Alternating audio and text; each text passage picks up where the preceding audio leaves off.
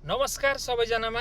यो भिडियो चाहिँ खास गरी पछिल्लो 4 वर्षदेखि कतारमा बस्दै आउनुभएका लोकनाथ शर्माजीको लागि हो र कतारमा बस्नुहुने दाजुभाइ तथा दिदीबहिनीहरूले यो भिडियो एकदम धेरै सेयर गरेर कतारमा बस्नुहुने लोकनाथ शर्माजीसम्म यो भिडियो पुर्याइदिनु होला। यदि लोकनाथ शर्माजी पछिल्लो 4 वर्षदेखि कतार बस्दै आउनुभएको छ र पछिल्ला 3 वर्षसम्म उहाँ आफ्नो परिवारको कन्ट्र्याक्टमा पनि आउनुभएको थियो, कन्ट्र्याक्ट गरिरहनु भएको थियो, परिवारसँग सम्पर्कमै हुनुहुन्थ्यो, आफ्नो परिवारलाई पैसा पनि पठाइरहनु भएको थियो, ब्याङ्कमा भएका लोनहरू पनि तिरिरहनु भएको थियो र छोराछोरीको फिस पनि मजाले तिरिरहनु भएको थियो र पछिल्लो 1 वर्षदेखि उहाँ आफ्नो परिवारसँग सम्पर्कविहीन भएर बस्नुभएको छ।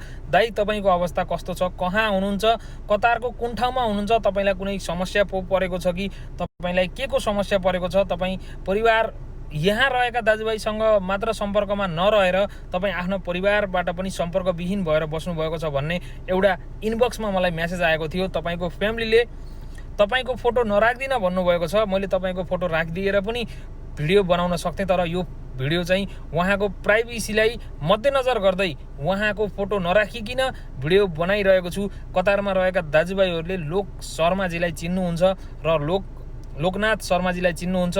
तपाईँहरूसँग सँगसँगै काम गर्नुहुन्छ भने उहाँलाई एकपल्ट आफ्नो परिवारसँग सम्पर्क गर्न र उहाँले आफ्नो परिवारसँग सम्पर्क गर्न चाहनुहुन्न भने यहाँ मेरो नम्बर दिएको छु, त्यो मेरो नम्बरमा एकपल्ट फोन गरेर सम्पर्कमा आउन म दाइलाई विनम्र अनुरोध गर्दछु। दाइ, अन्यथा नसोच्नुहोला, तपाईँको परिवारले तपाईँको बाटो कुरिरहेको छ। तपाईँ यहाँ लापत्ता जसरी भएर बसिदिनु भएको छ, तपाईँको परिवारमा आँसुको भेल बगिरहेको छ। छोराछोरीले बाबा कति बेला आउला, बाबा कति बेला फोन गर्ला भनेर प्रतीक्षा गरिरहेका छन् भने तपाईँकी श्रीमतीले बुढाको कल कति बेला आउला, कति बेला कुरा गरौँला, कति बेला दुःख सुख गरौँला, कति बेला चाहिँ बुढा घर आउनुहोस् है भनेर भनौँला भनेर प्रतीक्षा गरेर बसिरहनु भएको छ। एकपल्ट चाहिँ सम्पर्कमा आइदिनु होला दाइ। जहाँ सुकै जस्तो सुकै अवस्थामा भए पनि एकपल्ट परिवारको सम्पर्कमा आइदिनुहोस्। तपाईँको परिवारले तपाईँ सम्पर्कमा नआइरहँदाखेरि मेरा भिडियोहरू उहाँहरूले हेरेर भाइ मेरो बुढालाई एकपल्ट कन्ट्र्याक्टमा ल्याइदिने प्रयास गर्नुहोस् न भन्दै मेसेज गर्नुभएको थियो। त्यसैले मैले चाहिँ तपाईँको लागि नै यो भिडियो बनाएको हो। तपाईँलाई मैले फोनमा फोन पनि गरेको हो, तपाईँले फोन पनि उठाउनु भएन र तपाईँलाई वाट्सएपमा पनि ट्राई गरेँ, तपाईँको त्यो नम्बरमा वाट्सएप रहेनछ।